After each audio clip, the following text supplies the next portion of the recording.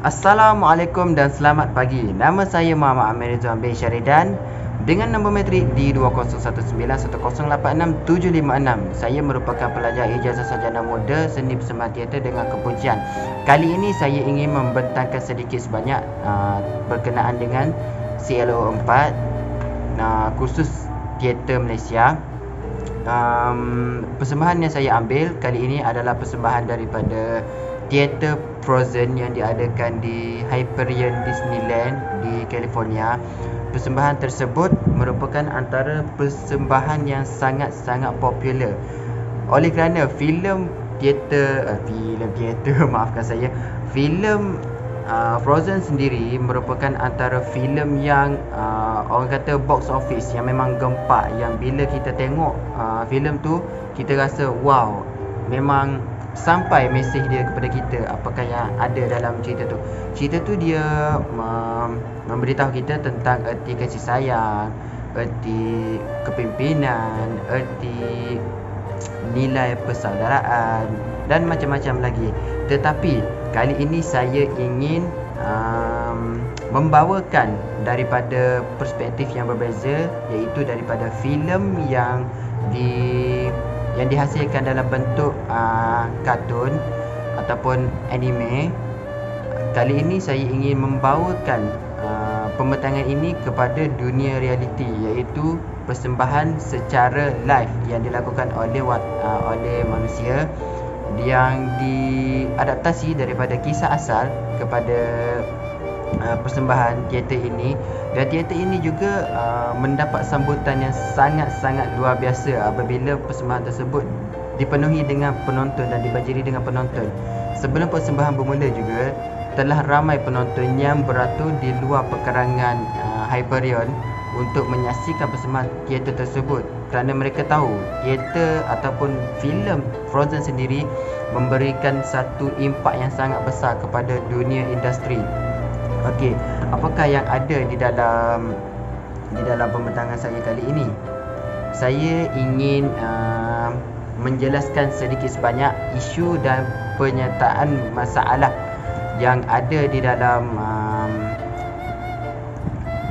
teater Frozen ini. Okey, yang pertama sekali, sekejap ya.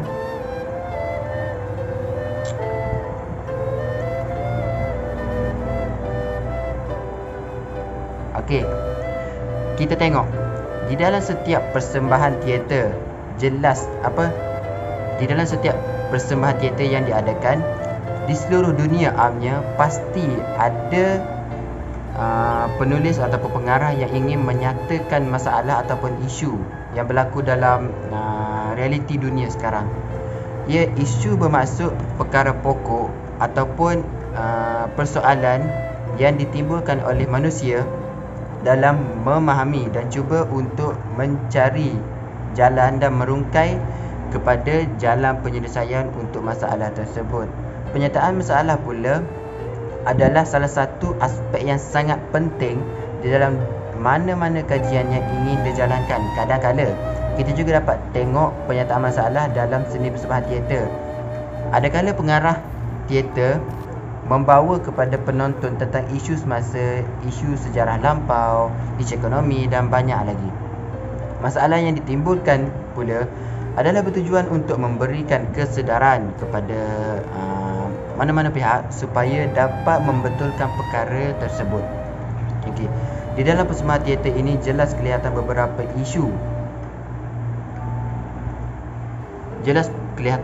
isu yang ingin diangkat di dalam teater ini. Antaranya ialah pengembaraan epik Puteri Anna bersama Kristoff untuk mencari kakaknya Puteri Elsa yang memiliki kuasa yang sangat luar biasa. Di awal tayangan teater ini, penonton didedahkan dengan pengorbanan Puteri Elsa. Apakah pengorbanan Puteri Elsa? Puteri Elsa ni sanggup untuk pergi jauh daripada istana kerajaan Arendelle yang memang hak milik dia. Kita tahu bahawa Puteri Elsa ialah penaung seterusnya setelah kematian ibu bapanya. Akan tetapi berlaku sedikit konflik yang menyebabkan Puteri Elsa ni membawa diri kerana dia beranggapan bahawa dia ini adalah ancaman bagi adiknya dan juga rakyatnya. Jadi ada konflik yang berlaku, macam dia termarah ataupun dia bengang dengan adiknya yang ajak dia untuk melakukan perkara yang remeh semasa hari pertabalan dia, dan disebabkan oleh itu dia telah mencederakan adiknya Anna.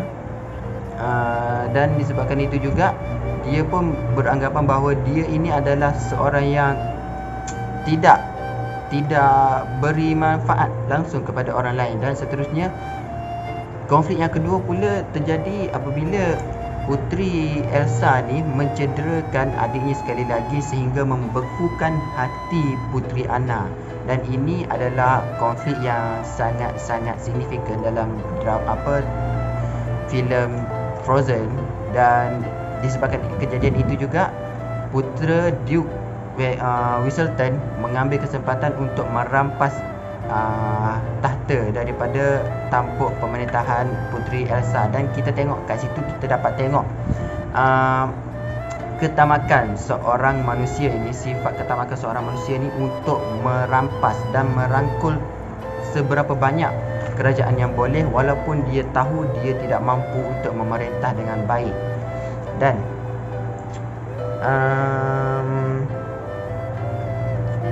okey, seterusnya kita dapat tengok isu dalam teater ini, rampasan kuasa yang macam saya cakap tadi. Rampasan kuasa dan pemerintahan yang dilakukan oleh putera Duke terhadap kerajaan Arendelle. Kerajaan Arendelle ni adalah kerajaan yang sangat besar, dan putera Duke rasa dia patut untuk menawar kerajaan itu untuk meluaskan lagi empayar dia. Putera Duke mengetahui bahawa kerajaan Arendelle akan diserahkan kepada Puteri Elsa setelah kematian ibu bapanya. Dan putera Duke ni cuba untuk membuat simulasi dan menjadikan Puteri Elsa ini sebagai kambing hitam di dalam kerajaan Arendelle. Dan dia buat semua tu bagi memenuhi impian dia untuk mendapatkan kerajaan Arendelle. Dia, macam saya cakap tadi, dia nak perkuatkan empayar dia. Dan seterusnya terdapat juga isu penyebaran kabar-kabar palsu. Apakah kabar-kabar palsu yang dicetuskan oleh penulis? Penyebaran kabar palsu itu adalah berita kematian Puteri Anna, walaupun dia sebenarnya tidak lagi meninggal dunia kerana masih lagi berada dalam kecederaan yang parah. Dan kita dapat tengok Puteri Elsa pula melarikan diri, dan itu menampakkan bahawasanya dia adalah pesalah. Dan putera Duke ni mengambil kesempatan atas kejadian itu. Namun perkara itu disekat dengan kedatangan Kristoff ke istana Arendelle dan menjelaskan kesemua dan menceritakan bahawa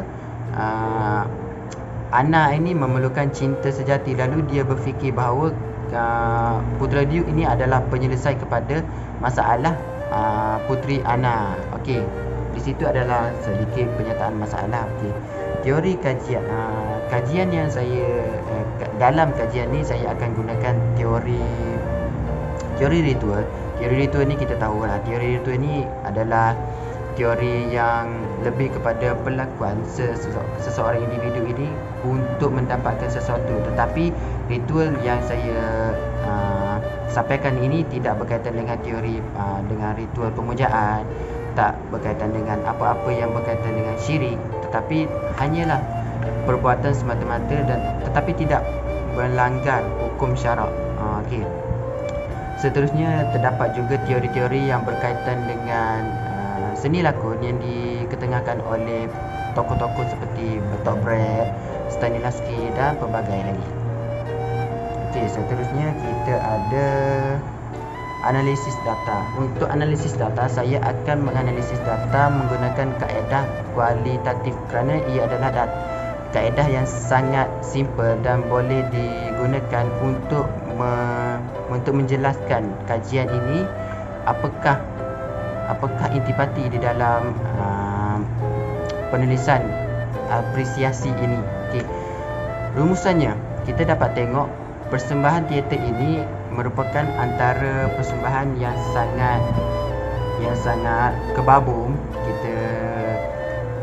Kita bukan tengok daripada persembahan teater ni, tetapi dari segi filem dia dahulu. Okey, disebabkan filem itu ramai yang ingin tengok apakah yang berlaku di dalam persembahan live. Okey, teater Frozen itu merupakan antara kejayaan yang diraih oleh pengarahnya, iaitu saya lupa pengarah dia, tetapi merupakan satu kejayaan dengan penggarapan watak, dengan penggunaan teori yang memang sangat masuk dengan persembahan tersebut. Okey, sampai di sini saja pembentangan saya. Segala kekurangan dalam pembentangan ini saya harap dimaafkanlah. Okey, sekian saja daripada saya. Assalamualaikum.